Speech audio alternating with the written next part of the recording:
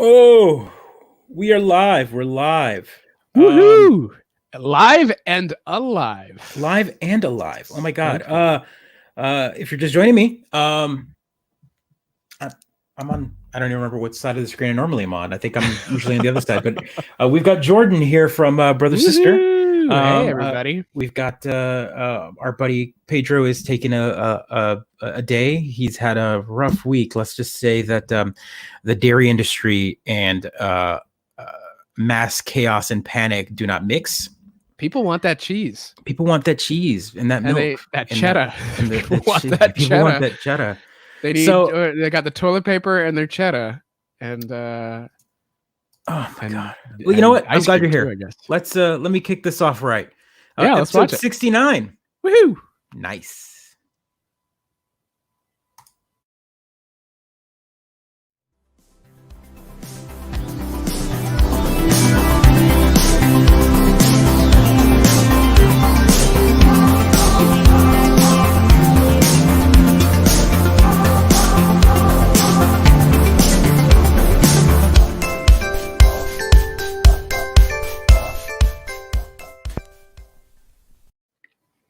All right. Oh.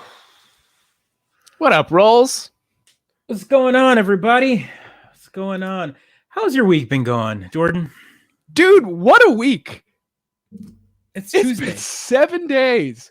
What's going on, Jordan? Last week, 7 days ago, I mean, some things were just starting to be canceled.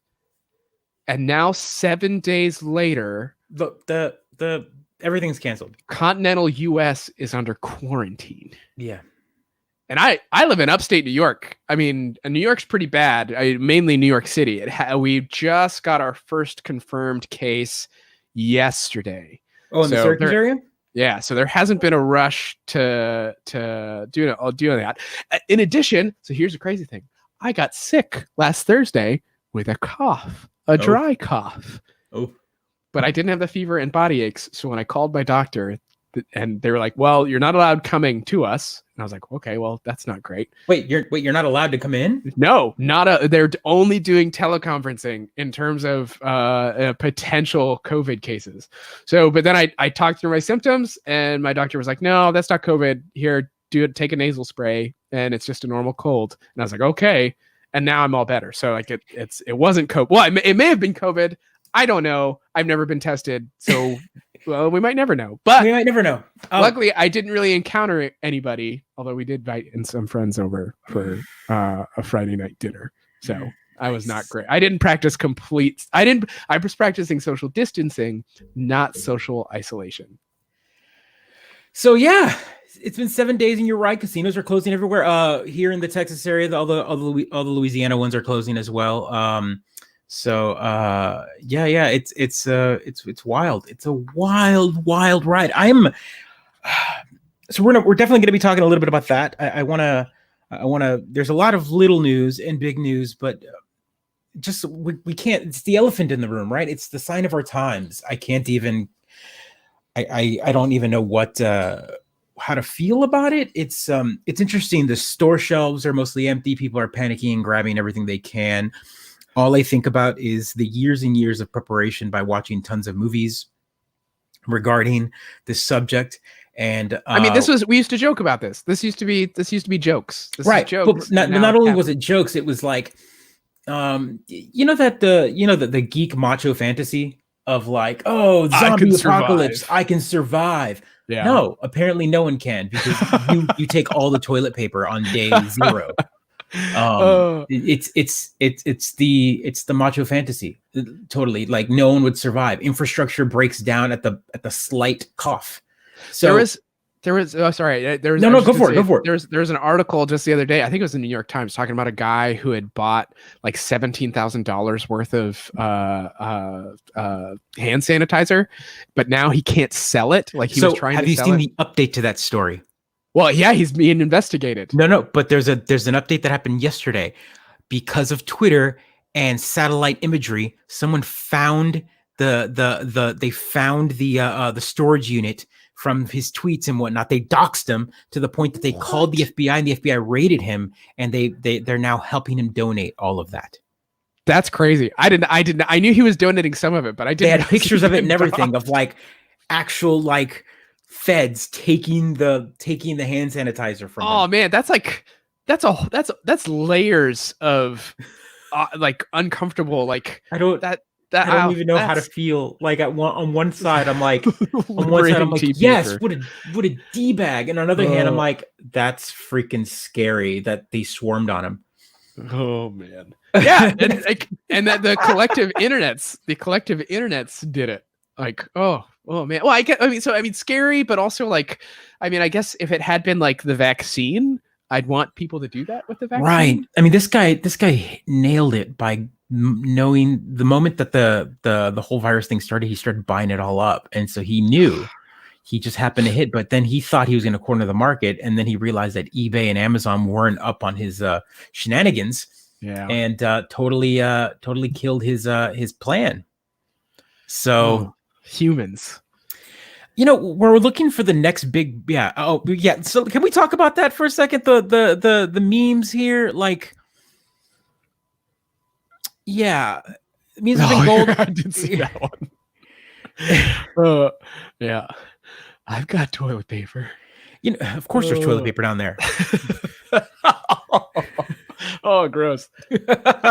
So is that how we survive? Is it the memes that help us survive? I don't understand. Like, there's a whole I don't even know how to. I'm trying not to be old man, shake my fist at the world kind of scenario. But this is the first major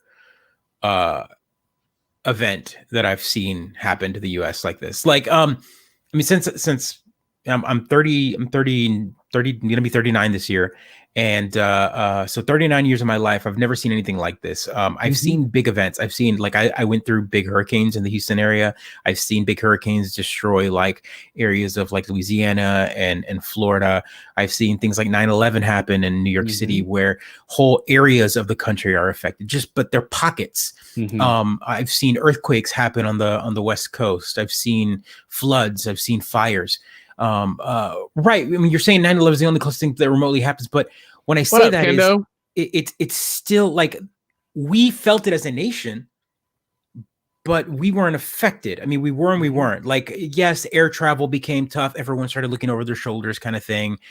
But there was still like the whole. The distance felt far.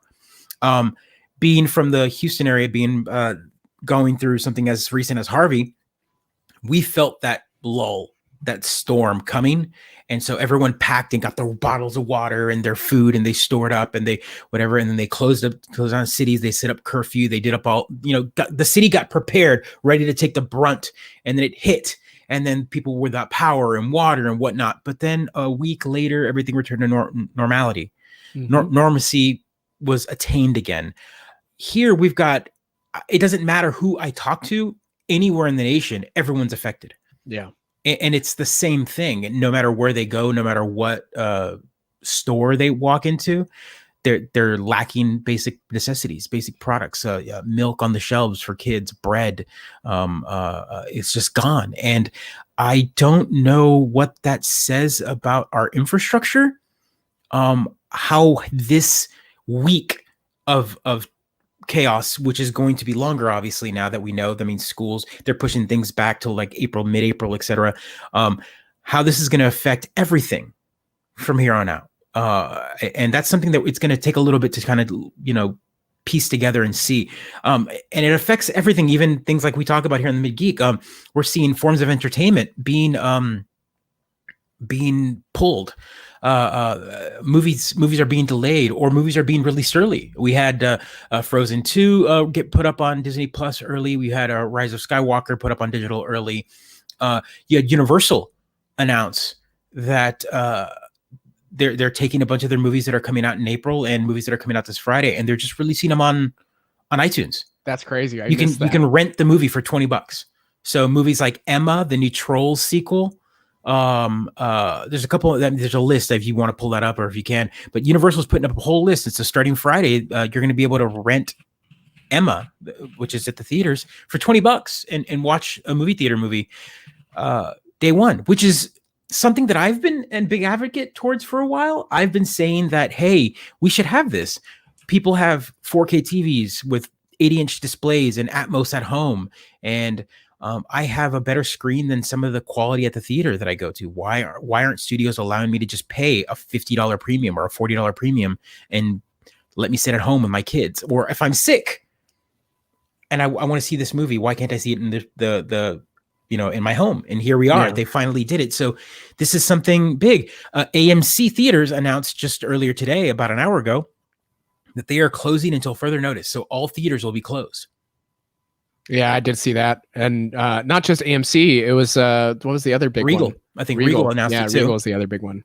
But yeah, look, The Hunt, The Invisible Man, Emma, and Trolls World Tour are 4 movies that are, obviously, so this is going to be a huge experiment. So guys, if you were interested in seeing any of those movies, rent them, pay the $20.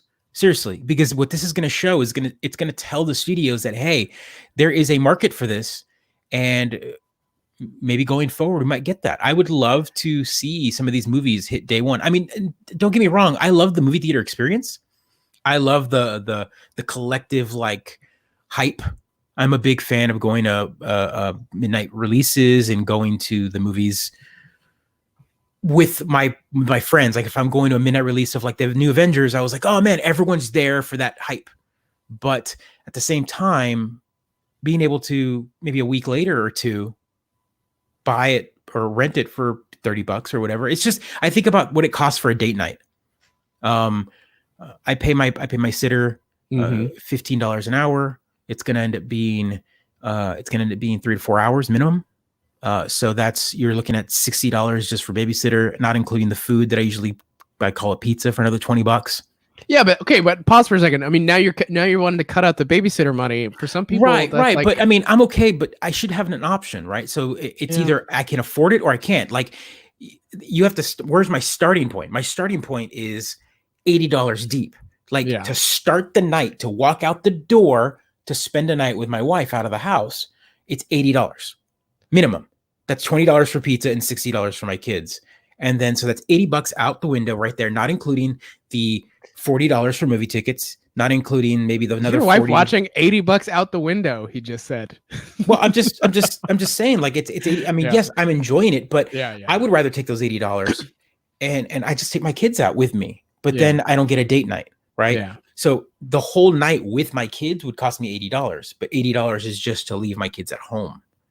So I'm just saying, studios should listen to this, give us another option, and this is something good.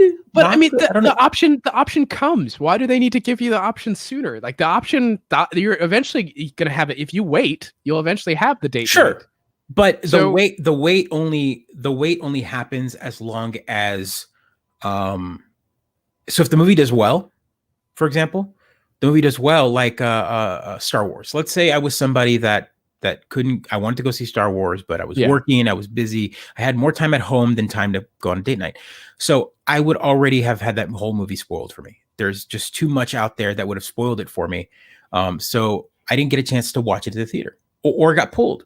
So I didn't get the theater experience, but I want to be able to watch it and maybe have conversations with friends because they went to go see it. So there's a level. If you want me to experience these, give me a price of entry as well. So if a movie ticket costs $8 to $12 to $15, depending where you live, $20, let me pay that 3 times over. Let me pay $40. I know they're doing it for $20, but I'd pay $40. If I could rent this movie day one for $40, I'd do it just so that I can rent it and watch it day one. Actually, I mean, thinking about this, this would, in some sense, had the movie theaters thought ahead a little bit better, they could have made deals with the film companies and had exclusive rights to stream in virtual theaters. So partner with the VR headsets, make a Regal AMC app, and say, hey, look, now if you want access to this movie ahead of time, with a theater experience, put on your Oculus Rift or Oculus Quest. The problem with that is, of course, is now you've set another you've put up another virtual gate, right? Like I can afford a virtual headset, but if my wife and me want to watch it, I need to buy 2 virtual headsets. I can't have one. So now I have to have 2. I mean, I get it. Yeah, I understand what you're saying. That's a great idea. At least for this situation. Obviously, it wouldn't be a great idea outside of pandemic. Because Right. I don't think they'd sell it. But like I mean, thinking about, or maybe the VR company should have thought about it ahead of time. And like, I mean, I guess they've only had like a week. No one thought about all this was going to happen a week ago. But at the same time, that's also kind of the point of the conversation, or the elephant in the room, right? Yeah, Movie Pass. Movie Pass got out of the game just in time. Right. Totally. No. I mean, did we not see this coming? I mean, we saw the first cases were in December, and we just thought it was another bird flu. Like it wouldn't hit the U.S. and we. Yeah, but that's what I'm saying. Like, I mean, but we didn't because again, we expected our government to be functional enough to test and know. I mean, even this government, I think people just made kind of a blanket assumption. Oh, like it's not going to be a pandemic. Like, of course they're going to stop the 2 or 3 people that have it. But little did we know, no, we don't have actually any of the tests. I think we got overconfident. Yes, of course. It is the plot of every bad outbreak movie, right? Yeah. Like hubris. Yeah. And attention to detail is what kills everybody. Is what brings down humanity. Isn't 12 Monkeys like this? Like, I mean, like 12 Monkeys, Contagion. They're all like this. It's like the coughing, the like someone shakes the hand of this person and then it spreads. You're like, oh my God, and it just starts every movie. Every outbreak movie is like that. So yeah, I don't know. I don't know where to go from this. What's Yes, that's one way of getting out of the game. Isn't that how you get out of the game? Monopoly. That's a Monopoly move right there. But it is a Monopoly move. Guys, tell me what's been your experience in chat. Please tell us. I'd like to hear what's been the weirdest thing that you've gone through this week. I mean, I could go on and on. I could have a whole live 1-hour stream on kind of just this week alone. I could talk about the fact that we ordered groceries from our neighborhood Walmart grocery. We have a small Walmart grocery store. And they had a like, hey, we've got food, order online and do a curb pickup and all that. And everyone has it, but Walmart had a bigger deal. I want to jump in real quick. To kind of get back to kind of what you were chatting before. I mean, you were listing all the other stuff that you've been through, like living in Austin or Houston, or Houston area. I mean, the big difference now, I think the thing that's taking everyone aback is this social distancing. That's new. So, I mean, in all those other horrible tragedies and events, people come together, right? Like, there's something about working out. And so now, like, all of a sudden we're told not to come together, but we also, in a time of crisis, we have this need to connect and with other people. So it's fast. I think, so again, like getting back, I think what's interesting is that hopefully we see a different sort of rise of Twitch streaming, live streaming, people getting together for these types of events to like chat and hang out and get to know other folks. I mean, we're socially engaging now, even though we're physically distant. So in some sense, social distancing is like a weird, wrong word because it is and it isn't. Like we're all connecting in different ways. It's been the same argument that maybe I don't want to say boomers. Altered carbon. I'm interested. I want to chat about that. We'll chat about that. Yeah. The older generation has said that, people don't connect. They're always on their smartphones. But honestly, this is the way we're connecting. I mean, look at us. We're connecting. We're connecting right now. I'm having more of a conversation with you guys in chat and you, Jordan, in New York than I have with my coworkers. Like it's weird. It's weird. What's going on? I think I mentioned it last week. We work with a lot of schools, nursing homes and hospitals in my line of work, having to call those customers to see if they're even gain access has been crazy. Yep. A lot of retirement homes will not allow us on site. Yep. One of our hospitals will let us. Yep. Things even as normal as shaking someone's hand is now. Yeah. So that was the thing. I'm pretty sure you noticed that when we were at PAX East, which is also kind of jarring that we were at a giant convention with 30,000 people and we just like under the radar were able to come in, come out, and then the door shut right behind us. I mean, it was literally an Indiana Jones grab the hat moment. Like that's how it felt like. Now I'm like, oh my God, like states are banning like what up, Alex? 50 people. Woo, digital fun, Alex. What's going on? Yes, that's what we're here for. We're talking, we're collecting, we're social isolating together. Well, socially, digitally, practicing digital social presence. Right. That's what we're doing. Right. Yeah. Or right. some other. One of your buddies on the panel, and my buddy, John Borchett, talks about, I think you've talked about it too, and your research with the whole coming together mass in virtual. I mean, dude, this is church. This is religious moment. This is gathering together, practicing community. And I mean, we're not. Well, I mean, I guess maybe we're worshiping and like game news. I don't know. Absolutely. Whatever. Well, just in our geekdom in general. That's right. That's right. There's something beautiful about what's going on. Absolutely. Yeah. Absolutely. So let's talk a little bit about we've gone through this. We're kind of all shocked and awe. This week is kind of a weird one. I mean, it's St. Patrick's Day today, but yet at the same time, That's right. Like most of the time, everyone would be like, "Oh, the parade." I guess I'm wearing a little bit of green. I'm wearing a little bit of green. Get drunk, get drunk, get crazy, And now, I mean, they've canceled. Boston canceled their whole thing. Chicago canceled their whole thing. Rochester canceled their whole thing. They were getting ready about that, And the holiday, just like without the drinking and without the mass hysteria, it doesn't even happen. It's like you've literally canceled the entire holiday. I mean, what else do you celebrate it? It's not like kids can celebrate it by waiting on a leprechaun, Yeah. Cautious. Yes. No, it's all right, man. Get some rest. I know it's crazy, and you keep pumping out that cheese for everybody, dude. For sure. I need my cheese. Although I got to warn you, I've switched to oatmeal milk, so I'm an enemy of the dairy industry. Wait. Yeah, Tom Brady's gone. Wait, no. Oh, for Tampa Bay. Did he sign? I did not realize. Are you breaking that to us right now? Did he sign for Tampa Bay? Whoa. Who is Tampa Bay's quarterback? That was it was oh my god. What's his name? I had him in my fantasy league at one point. Yeah. Oh my god. Young guy. He was a former Clemson player. Sean Watson. No, that's ours. Bay. Oh, yeah, that's right. He's Houston. He came from Tampa Bay. What? That's what? Crazy.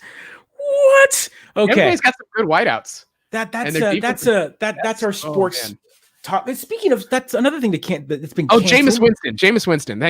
Thank you. Florida State, and he was Florida State, not Clemson. Let's talk about that real quick. So we're all about games. We get to sit down and play our video games, but I have to. There's a side of me that's like sad. No NBA. No NBA. It's like there's a lot of people that are affected by this. Fans, they look forward. The start of baseball has been pushed. NBA's canceled. NCAA, the whole March Madness is over and done with. Golf is done with. Formula One is been, the whole schedule's been like scrapped. NASCAR has been scrapped. I mean, you name it. NHL season is done with. Everything is done. It is mind-blowing. I've never seen anything like this. How are we not seeing? And it might come. Again, it's still early, but this is the time for esports to take hold. I mean, esports has been growing. They've been canceled too. I know the stadiums. Yes. Like I get not doing in the stadium. See, that's what happens. You created esports to the point where you've recreated sports. So like a good example is the Overwatch League. They were doing the whole bring the two teams together in one big stadium, have a bunch of people watching them, stream it live. But at one side of me, I'm like, it's an esport. Can't you just have like the team together in one location, or the teams without anybody, and then just broadcast and still get the same amount of viewers? Like, I don't understand. I guess maybe they'd be concerned about the lag, so they would have to have both teams present. So all three of all those sports, have you been noticing like UFC still going on? Apparently with no one in the crowd. So it's like just the UFC.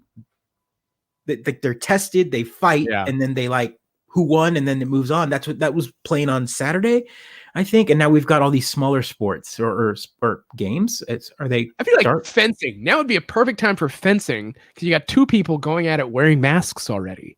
Well, how are we not seeing professional? No way. Formula One drivers did a couple of esports events. See, that's great. Let's bring it up. This is where esports shine. It's a good idea. Yeah. This is where ESPN needs to like jump on and go, all right, we're going to broadcast this, and we're going to do this, and we're going to broadcast, show me a whole channel of StarCraft, players playing right now. Like, I don't know, just give me something. But I love this idea of the Formula One players playing F1, and like, and to Roll's point, like have ESPN bring in these players and have them play their games. So that's interesting. You bring that up, Rolls. When everything. Hi, Tim. I'm Jordan. When everything hit the fan, on Thursday morning, was the first kind of Friday was kind of a big like, oh, everything's starting to close down. I turned on ESPN and all anyone could talk about was how things were being canceled. And now I haven't turned on ESPN Sports Center lately, but I'm kind of wondering, like, what could they possibly be talking about? Like, right now. So yesterday was the big trade for the Texans and that kerfluffle. I don't even want to talk about that heartache. And that was ridiculous. The Tim Brady stuff today, but that's it. Like, they've got nothing else to talk about now. Like, so now they're going to be running the same clip of him signing with Tampa Bay for the next 2 days until that gets worn out because they've got nothing else to talk about. I don't get it. It's the world is crazy. Yeah. But we've got games. We've got games launching. And we have 2 big games launching on the 20th. Doom Eternal, which if you've seen any of the reviews have been phenomenal, and Animal Crossing. And both of them, IGN 9 out of 9. Absolutely. Yeah, thank you. Animal Crossing is the big one for me. I've got them both on pre-order. I'm super excited, but this is going to be what a perfect time for this game, a game where social isolation is a thing. And now you're going to play a game where you kind of build your own little island and start your own little town. And yeah, I mean, here we are. You know, so I've been poo-pooing this game for the past like 2 or 3 months. Because I mean, and I played the original Animal Crossing, I had fun with it. But part of me was like, you know, like you don't like after so long, like you kind of done everything. But now, I mean, again, I think it's taken a pandemic for me to realize, you know what, maybe not doing much is totally okay. And in some sense, like I keep comparing it to Stardew Valley, and I'm like, I love Stardew Valley, but like Stardew Valley, there's that kind of like daily rhythm. Like you gotta get your farm going, like seasons coming, seasons changing. But like this game is literally just chill. Oh, it's chill. It's a lo-fi. It's literally lo-fi chilled cow station on YouTube on a game. That's what it is. It's like just chill. That's right. Right. Yeah. There you go. I guess we can play the lottery now too. It's worst timeline simulator. And you pay your bills, you Tom Nook, you know, you've got it's going to be interesting. I'm excited for it. It's interesting that this is the game that comes out. At the same time, the other side of the coin of this whole apocalyptic outlook is Doom Eternal. Doom Eternal is coming out. And wow, here's a game where you get away from people and start a little island and bring people together virtually. And then here's a game where the apocalypse happened and 60% of the world is wiped out because hell has taken over. That is the premise of Doom Eternal, by the way. 60% of the human population has been wiped out. Two sides of the same coin. Yeah. 60% of the human population. Let's see, I'm pulling up video. Yeah, man. I'm excited for those 2 games. I don't even know what to do. Like I'm like really excited, but I can't feel excited. I feel like it's a bad time to feel excited. Yeah, so those are the levels on Doom Eternal. One of the big changes that they've had is the map looks different. The levels feel more like the original Doom. Doom 2016 had one of my biggest gripes with it was the game was very kill boxy, where you'd run into a level and everything would kind of shut off, and then they'd give you a big wave of people, you'd fight them, and then things would unlock, and you couldn't move on until these kill boxes were cleared out. Doom is now, the levels have been kind of given that streamlined corridor feel where you can just keep going, whether you need to or not. I mean, it looks great, fantastic. I'm excited for it. The gameplay looks phenomenal. I mean, to see if this person that's playing really hops in and gets that get that kill combo going is what the religion scholar in me loves, that he was spawned in a cathedral. Of course. I'm gonna have to write a paper on this. So your Doom Tower in space is actually like your man cave where all of your exploits get saved. You can like create a little like tchotchke shelf, that stuff that you collect in the game. It's hilarious. This is like an actual like kind of run through of the game already. There was 2 hours of gameplay footage, they said. Wow. Yeah, I've avoided all major gameplay watching except. Oh, okay. We don't have to watch it. No, that's fine. Yeah. Today was the day where I finally kind of watched some of the reviews and whatnot, and that showed me what's going on, and I'm excited for it. It's yeah. Like this seems so like sparse, but if you fast forward, push this video like into like a big, you're gonna get to see like 50 demons all at once, and he's just jumping and slapping and punching and ripping eyes eyeball. out. Yeah. Oh. Invader Zim. There you go. This does look pretty sweet. Yeah, there you go. I've been playing Wolfenstein 2 for escapist fantasy feelings. Yeah, no, that's what's gonna feel great. So both of these games coming out on the same day is gonna feel very great. See, but I would want to play that. I would want to play that like with 2 or 3 of my buddies. Like this is where Destiny has ruined me, and that like I love co-op shooters now. Yeah, and, well, I mean, don't get me wrong. That's what I'm getting at is those games still exist. They're still out there. Doom has always been that single player, like kind of rip and tear, right? Rip and tear. Yeah. That's the whole thing. So, but there is multiplayer. It is also one of the first original like deathmatch multiplayer games. So I'm excited on that. They haven't really talked about the whole ordeal there. So yeah, that comes out on the 20th. Exciting. 3 days, right? And that's if the mail carriers don't collapse within the next 3 days. This is a perfect opportunity where the video games are prepared. We went digital. Like, I mean, I like my carts. But for these, I like carts. I'm with you. I prefer physical. I prefer physical media. Yeah. I mean, I've talked about this at length on this show about, game preservation, games go away, digital games go away. Yeah. But the nice part is Doom is a big enough franchise that I don't think it's going to go away anytime soon. And if it did, it would end up on like something like GOG where it would just be preserved forever. Yeah. And then Animal Crossing is big enough. The indie games I think need to stay because those go away forever, sort of thing. But these 2 games are, I got them digital. I bought the digital license for them because they're going to be games that are going to be staples in I'm going to keep playing them. And at the same time, I don't need to go find a store that's going to let me in the doors on Friday. Yeah. We don't know what's going to happen.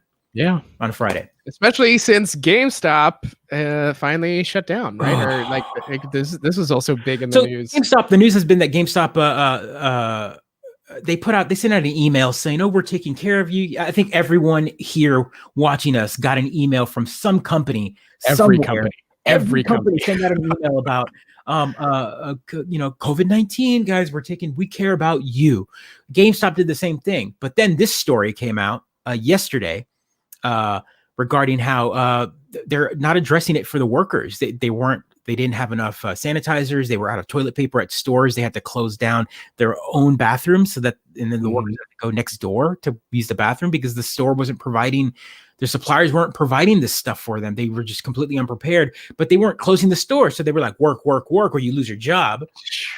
So it was just business as usual. But at the same time, they were like, oh, well, we care about you and we'll be providing this and that and the other. So then this story, Kotaku broke the story, which, they reached out, caused a big kerfuffle within the ranks at GameStop. And then you said it updated today. There's an update today. So the update today was that GameStop finally said that their first big thing, because one of the things that they addressed in this story was, hey, we've got 2 big games coming out and they're doing a midnight release where people are going to conglomerate, but you've got cities with ordinances that say they can't meet, you can't have a grouping of more than 10 people right now. Yeah. Like it's physically banned in some cities. So what are you doing? You can't, people are going to pick up their copy. So they canceled all midnight releases for Animal Crossing and Doom. So what that means is, and I'm still unsure because I didn't get to, I read the story, but I didn't see any mention. If people bought or pre-ordered, that's usually where they pick up their game at, 11 o'clock at night, and they get to play their physical copy before everyone. Digital people get to wait exactly at midnight East Coast. So 11 o'clock Central, 10 o'clock, 9 o'clock, you can download it and play the game. But yeah, this means that they're gonna have to wait till the next day, which is fine. But then if they work or whatnot, so this is where digital kind of comes into play, especially with things like this. Yeah. That's fair. Or you shouldn't have bought on GameStop. Should have bought somewhere else, maybe Amazon.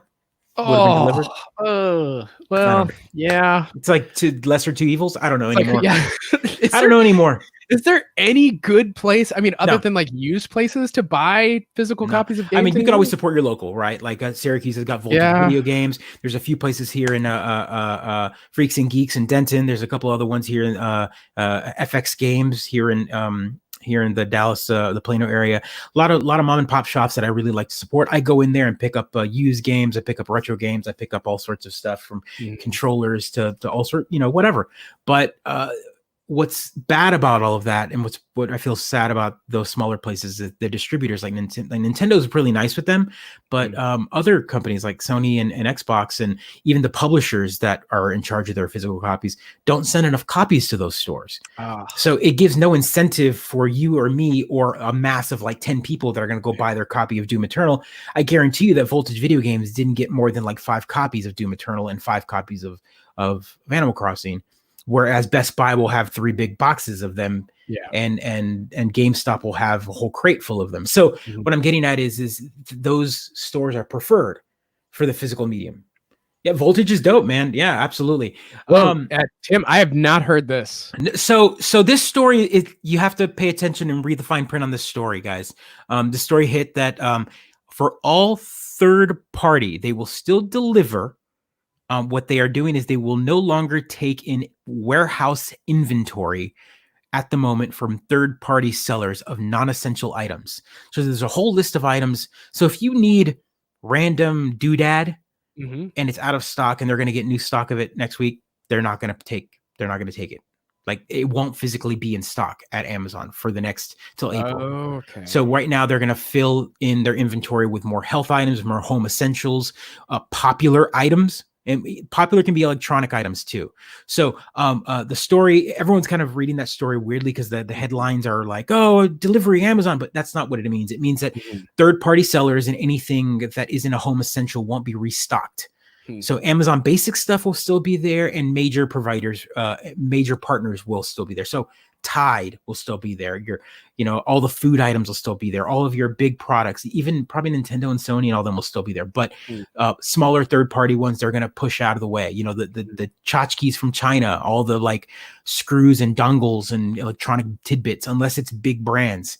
Essential items, things that you're required. Batteries will still be there. I got to buy my tchotchkes from AliExpress. Ooh, so you can wait for May to get them, right? Oh, that's right. Never mind. That's right. I can't wait.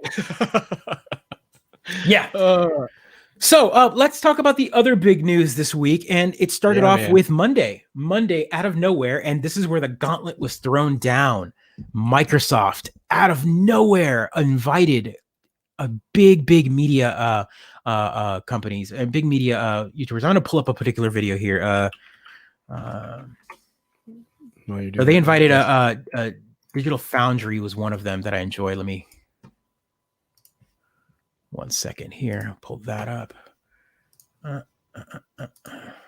The Series X. Oh, there you go. Yeah.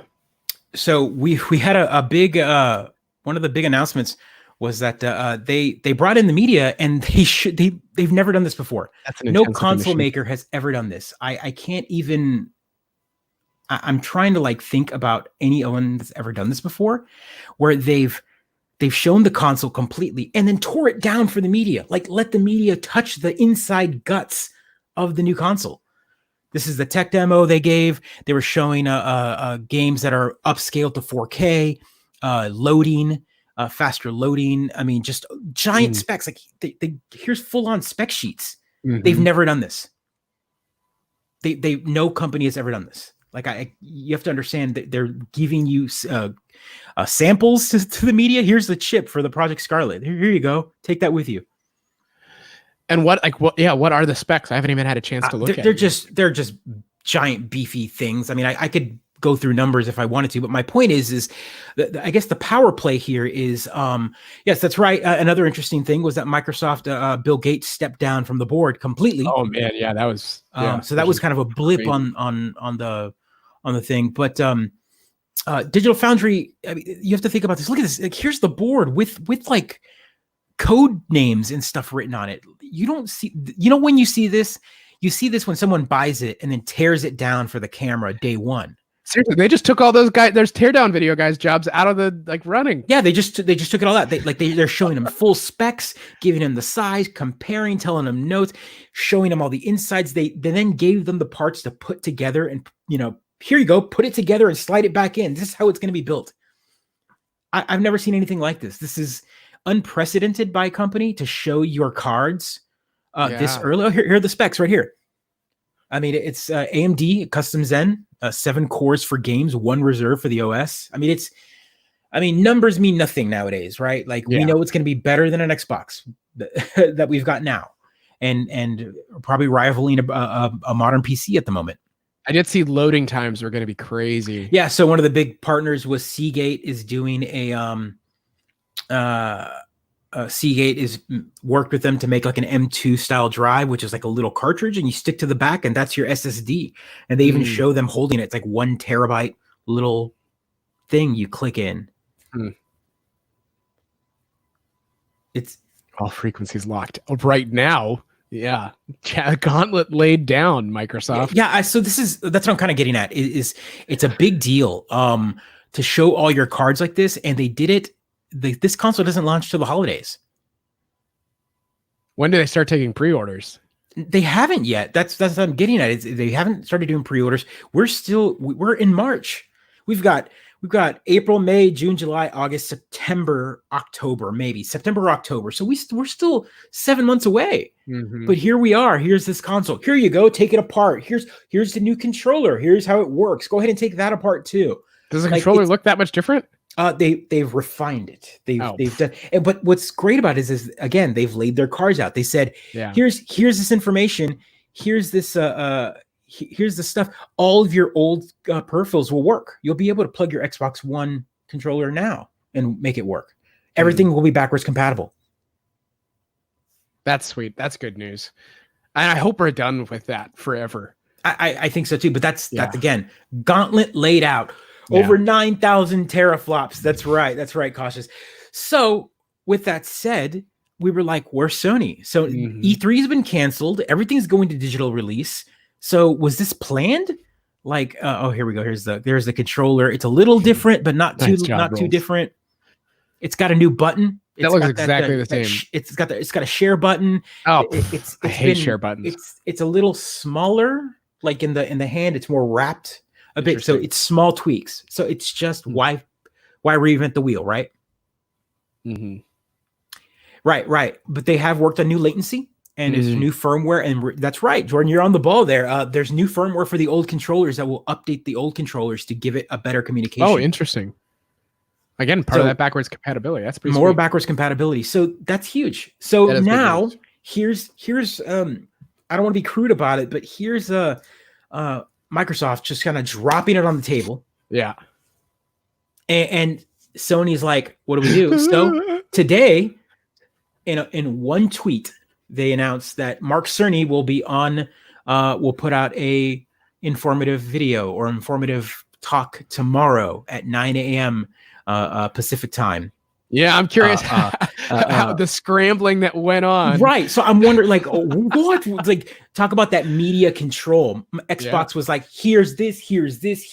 Yeah. What you got, Sony? Yeah. What you got? And again, I own all systems, but I have to admire Microsoft's kind of way of doing things as of late.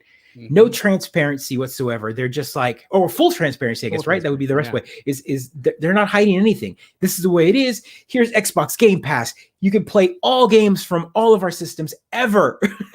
All peripherals work. You could play games that you buy right now will automatically upgrade and work on the new system. Like, and Sony's like,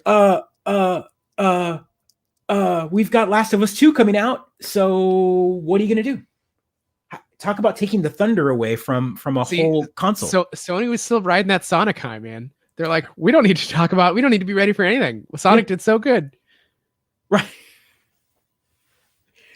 Oh man. No, they're I don't know what they're doing. I don't know what they're doing. Do you have any predictions? Let's hear the Joe prediction. So I think tomorrow we're gonna see the console. Well, okay. Wait, they better. If they don't show the console. Like what are they going to show? What are they going to talk about if they don't if they don't respond? I don't know if they're going to do specs. They're going to tell Sony. Yes. Sony was definitely caught. Sleeping at the wheel. So here's my prediction, and I will eat my hat Find a hat and eat it. If You heard it here, folks. You heard it here, folks. If they don't do this, but there will be tons and tons of Sony euphemisms, Sony proprietary speak.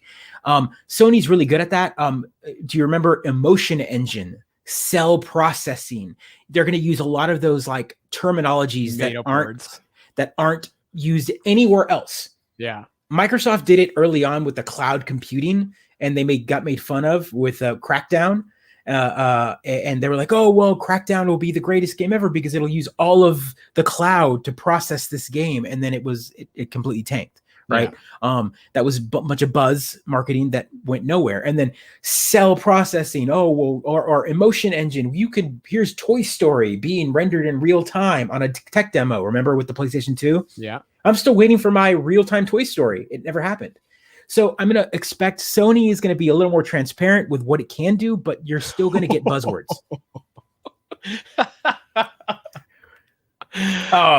Well, I mean, can we talk about Sony's other tech? You made fun of Zune to the wrong guy. I liked the Zune. I thought the Zune was, and I worked at Apple. I got a plaque right here. I've got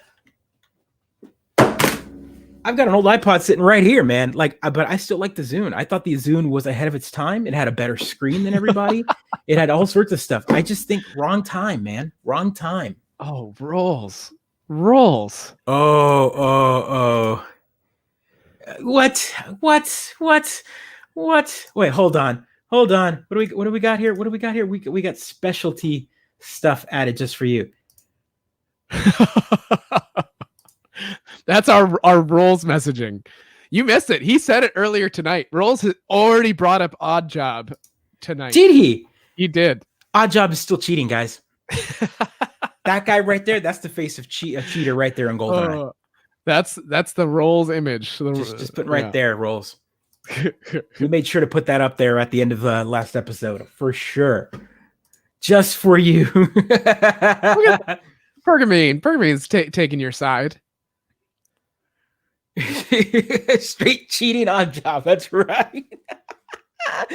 Oh man. So yeah, what do we again? I think Sony's gonna mystify. They're gonna give us that like. But if they don't drop specs of the hardware, like that's just to be on par.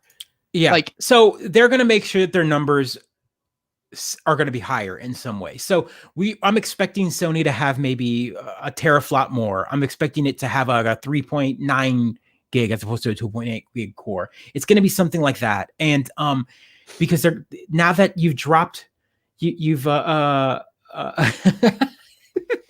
that they've dropped their specs, Microsoft has dropped their specs. Sony's going to make sure to go, let's overclock that 1 more megahertz. Let's do this. Well, okay, but here's how they save themselves. They might be fine matching specs if they drop some big game news. They have to drop minimal specs, but they can cover by dropping big game news. Like Microsoft, I think Sony's got the stable the stable of games. Like their single player has been astronomical. Spider-Man, God of War, The Last of Us.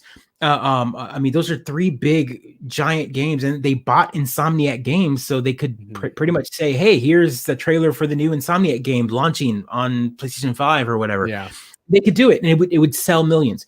Yeah, but I'm not that type of gamer. Like, I would buy that system and then buy that game eventually. My point is, I like looking at what the future holds, and Sony really laid out. Sony did not lay out a very good groundwork for the future of gaming. Microsoft tried it at the beginning and then got panned for it, right? Like they were like DRM, this and that. You're going to be able to like buy a game and, no shit game sharing, but the digital age will allow you to share games with your friends and whatnot. And then everyone was like, no, but my games. I believe that. I wanted my physical copies too. My point is Microsoft was setting this groundwork of like, hey, digital, hey, download, hey, Netflix of gaming, hey, pay one subscription fee forever and have all these games forever, and backwards compatibility. Here's your entire Xbox library that you've ever owned, ever here for you. Sony didn't give us any of that. Yeah. It felt like Sony was doing that with the PlayStation 3. They were like, hey, here's the 3. Hey, download your PlayStation 2 Classic, download your PlayStation 1 Classic, download your PSP games to your PlayStation and plug your PSP to it to sync stuff. Like they gave us this cross talk before, but now with the 4, they were like, oh, here's this streaming service, PlayStation Now, stream your games. You don't really own them, stream them. And Microsoft is like, here are all the games. You can download them, play them however you want. Yeah. So, there we go. Well, Persona 5 is technically also on the Switch, but yes. Well, I mean, no, but I think, Pergamine's point, because I mean, he had mentioned that all Sony has to do is not shoot itself in the foot. But I think what I'm saying is to not shoot itself in the foot, it has to at least kind of somewhat match in terms of specs and hardware, but it can kind of balance itself out or play it safe with game release news. Right. So if they say Horizon Zero Dawn 2 or Horizon coming out on PC. Dawn, it's coming out on PC now. So Horizon Zero Dawn was announced for PC. My point is Sony needs to bring more than spec game. Microsoft put the specs out, but then also for the past 7 months, a year, have been like, hey, here's Game Pass. Here's all of these games that we have now, plus all of these games that you're buying right now are going to work with your new system. Sony doesn't announce any of that. So right, cautious is right. Microsoft just remembered that they're a software company. So where is Sony's back end? This is now where I'm saying that Sony doesn't have it. Honestly, I hate playing on Sony Online. I hate their chat system. I hate their matchmaking system. It is not par for par. It is not equal for like. They were the last ones to jump on the train with crossplay. They were the last ones to jump on train with things like changing your username on the Sony PSN network. Like you couldn't even do that. So what's the future? If you're just going to show me a new system with new specs and go, here's PlayStation 5 with the equal same specs, I'm like, that's great. But are you still going to have archaic ways of playing my old games? Like, where's your history, Sony? Do you think they dive deeper into VR then? That they try to show more integration with? Maybe, because I mean the PSVR is sweet. Like it's a sweet system. It's a sweet self-contained system. Being able to buy, but with the price of things like the Oculus Quest dropping, where it's also a single system, a lot of those games are being made for the Quest. Yeah. So Sony had the edge by going, hey, here's this $200 headset unit that you can pair with your already bought system, and now you have VR games. The Quest is like $300 now, and that's all you need. So VR has caught up. Sony still hasn't given us anything. I would love for a VR2 with a higher res headset. But I don't know.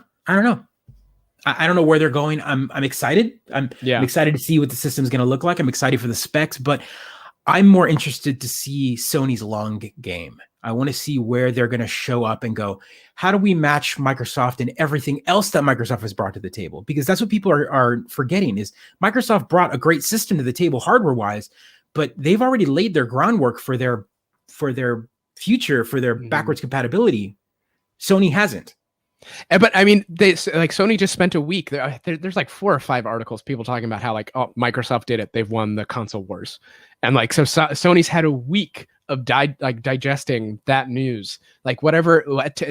Tomorrow is. Tomorrow's got to be right, big. Jordan. Tomorrow's got to be big. Persona 5 isn't on Switch. They're releasing some Persona game on Switch recently, right? It's not 5 or 5S or what did they call it? They called it something.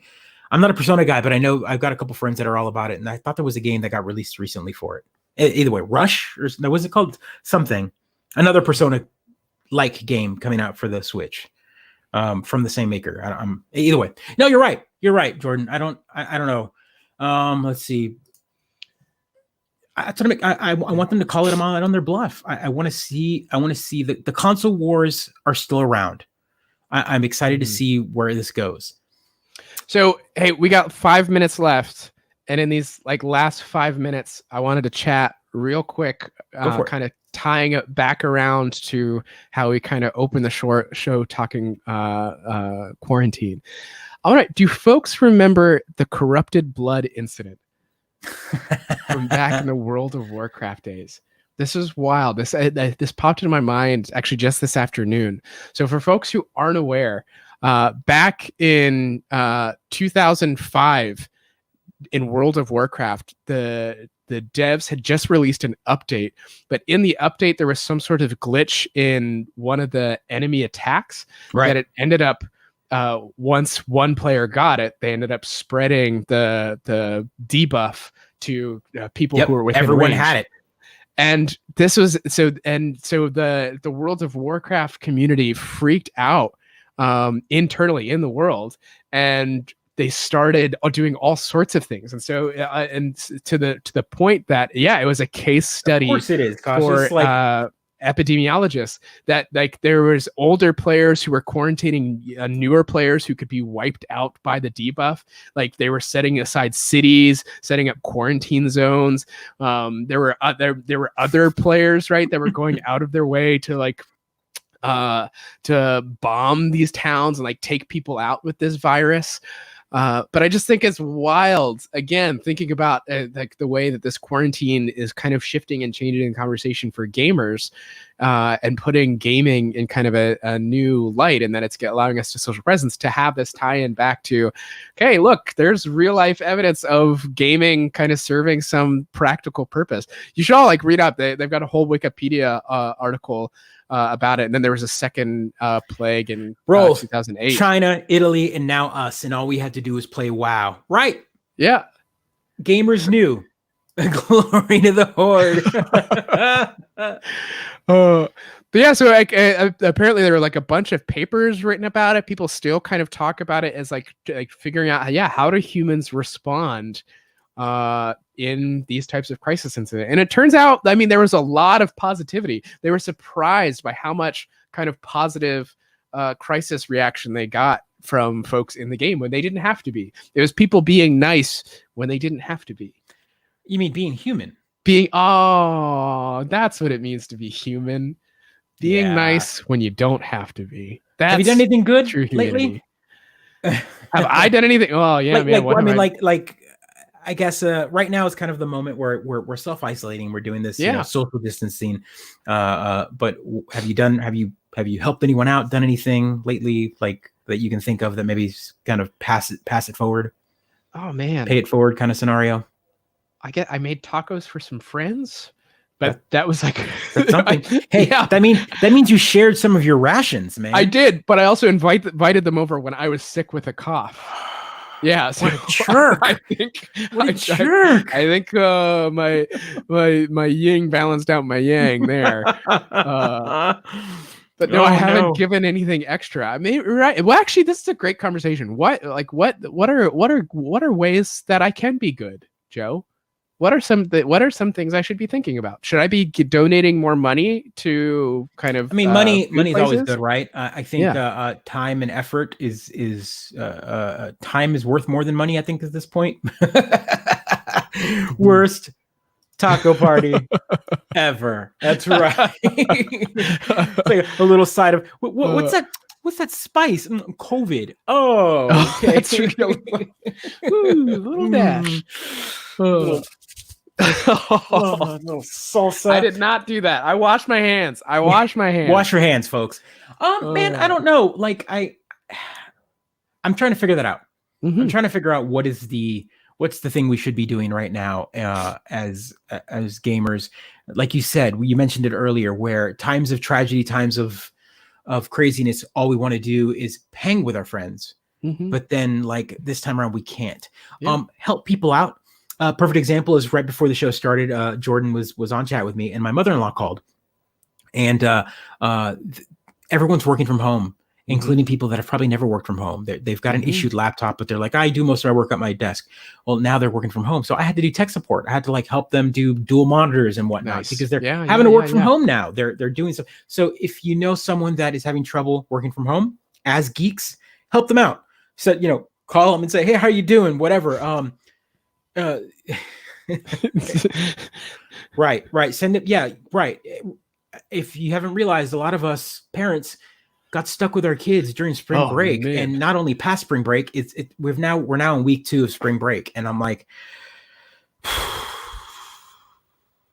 if you've got kids, take them out to the park, isolated them, of course. I was gonna say, like, No, not with other kids, yeah. but like go out, go do a hike, go do something, keep away from people, of course. But at the same time, just don't buy 30 packs of toilet paper. If you do, buy them and then give them away. Wouldn't that be awesome? Oh, wouldn't that be cool? Santa. Walk into a store and buy a big pack, and then like go to like a place and just start handing them out. Like, here you go. Oh, but rub your hands all over them. Though. I don't know if I take like random stranger toilet paper. Like, I mean, everyone saw the memes with the vending machines, the claw machine. That's right. And he touches his face. Oh my God. Yeah. Wash your hands, all that good stuff. I mean, I don't know. I'm trying to think of other good things we can do. It's hard. I think, like I said, this is all new. So what is going to happen and the fallout of all of this is going to be interesting. I think oh man, this is a long note. Oh, we're not going to. Yeah, I saw this wonderfulness from Golden Corral. Oh man. We literally have to let our kids stick their filthy dirt hands. Who eats at Golden Corral? Folks, places to avoid. High immune systems. Golden Corral and CC's Pizza. CC's Pizza. I love CC's Pizza. Right now you don't. CC's Pizza in like years. CC's Pizza. Okay, you know what else here? I just thought of something else that's actually good. And it's not only self-serving, although it is that for sure. Sure. But teaching and telling folks about live stream shows like this, right? That like you can being a part of these live stream events is a way of, again, practicing kind of social presence online. So let's talk about that real quick. Just we're at the hour mark, but real quick, you just reminded me. So my kids' school, all the teachers have been passed around the Instagram login for the school. And so teachers have been logging in on their phones and hopping on 1 hour or 30 minutes a day reading stories. So parents can hop on with their kids and maybe their teacher, maybe today will be their teacher, and they're reading a book to everybody on live. That's cool. Maybe that would be something. If you've got time, maybe pull up a stream, mark it as a kid's stream and go, hey, I'm going to read a book, and pull out, your kids' books or whatever and read them to stream, and let other people, or support your creators, go out there and encourage. I love this idea of like encouraging other people to create. Like my cousin, we're trying to get her to live stream her art because she does art all the time. So like encouraging people to start streaming themselves, because like that's one way of like staying in touch. And if we could get some of the older folks into streaming too, like what are things you do throughout your day? Like it'd be kind of cool to start staying in touch and getting these like little kind of glimpses of people's daily lives in the midst of this chaos. Look at this. Discord dropped a how-to guide for Discord. How funny is that? Yeah, because Discord unlocked it, right? So that was one of the nice things that companies have been doing. Discord opened up their group messaging. So from 10 video to 50. Oh, I did see that. Yeah. So 50 people can join together. And that again, that's a great thing. I mean, I'm trying to, it's mainly for teachers. Yeah, teachers. Remember, we were warning people to stay off the internet. Yeah, now it's like go to the internet. Okay, folks. And here, if they're here watching live streams, then they're probably not participating or reading like crazy fake news articles, conspiracy theories on Facebook. Get them watching live streams. Hopefully, if not conspiracy theorists of themselves or Thank you. Yeah. Another great tip: if you're going to order food, good too. Yeah, that's good. Order food because you have to, because some places you don't have enough protein in your house now. You've run out. It's day 4 and you're out of protein. Please order from a mom and pop. Find your local burger joint. Find your local Indian food place. Find your local ethnic food location and order pickup. I'm sure that they're hurting. And also, if you do order pickup, let's say you're going to order from Chili's, if you have to.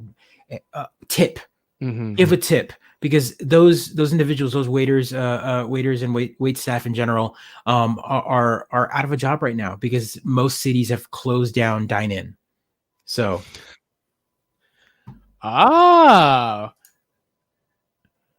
foil hat geek for life, really? Okay, we'll have to check them out. Yeah, and here's the link, guys, if you want to take a look at that. Discord. So it looks like Twitter put up a link to their blog so that you can check it out. So yeah, man, busy time, but now's the time for geeks to shine. That's right. We've all grown up and we've matured, and this is worthwhile art, entertainment, and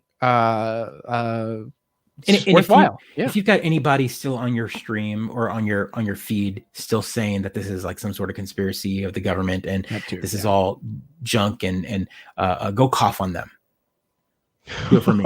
Just because it makes me so angry. I'm getting sick and tired of people like that, man. Also, for you young folk out there,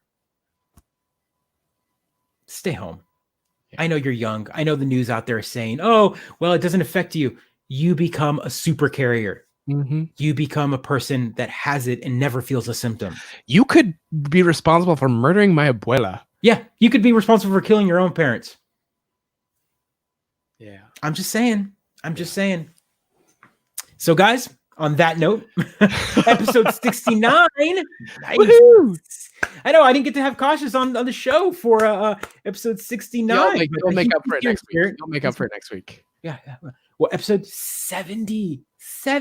What? Yeah. Guys, thank you.